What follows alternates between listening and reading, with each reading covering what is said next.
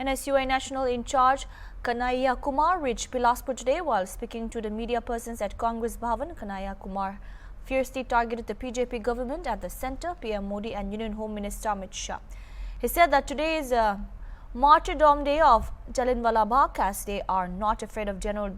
Dyer in Jallianwala Bagh. He said that they will protect the constitution and provide employment. Today, Congress is fighting to establish the rule of justice against the storm of injustice. जो छत्तीसगढ़ में नहीं है,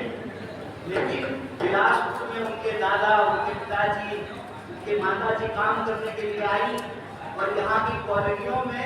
रह करके यहीं बस गए, छत्तीसगढ़ के नागरिक बन गए और छत्तीसगढ़ की जनता की तरह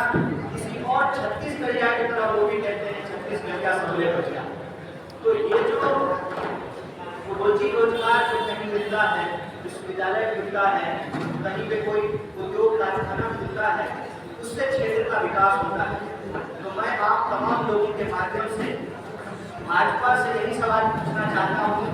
कि आप बार बार कहते हैं कि 70 साल में क्या किया, मुझे आप तो बताइए कि 35 साल में आपने क्या किया। क्यों ट्रेन जो है वो वक्त पे नहीं चल रहा है, क्यों बुजुर्गों को मिलने वाला जो टिकट में किराए में जो 50% की छूट मिलती थी उसको क्यों बंद कर दिया गया है, प्लेटफॉर्म टिकट का दाम क्यों बढ़ा दिया गया है, क्यों जो सरकारी नौकरियां हुआ करती थी उसको आज ठेके पे कर दिया गया है। तो प्रश्न तो हमारे मन में स्वाभाविक रूप से ये पैदा होगा कि इस देश में प्रधानमंत्री बन रहे हैं 5 साल के लिए, कम से कम देवेंद्र भाई जीत जाएंगे तो ये भी सांसद बनेंगे 5 साल के लिए, राज्यसभा का सांसद होता है 6 साल के लिए, लेकिन हमारे आपके परिवार का बच्चा उसको 4 साल का नौकरी दे रहे हैं, अग्निवीर बनाए, ना पेंशन है, ना ग्रेजुएटी है, ना जो है कोई बीए है, बीए है, प्लस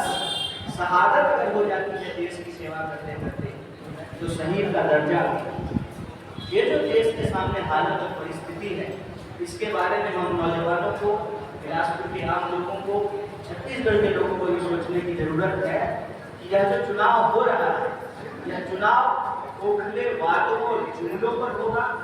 या जो इस देश के आम लोगों की वास्तविक हकीकत है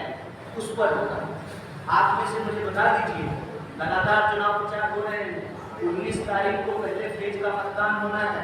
प्रधानमंत्री जी के दर्जनों कार्यक्रम हो चुके हैं, प्रधानमंत्री जी अपने मुंह से एक बार भी रोजगार शब्द नहीं बोला, एक बार भी महंगाई शब्द नहीं बोला, एक बार भी ये नहीं बोल रहे कि ऐसा कैसे हो सकता है कि देश की कुल संपत्ति बढ़ रही है लेकिन देश में जो लोग जिनसे देश बनता है उनकी संपत्ति घट रही है।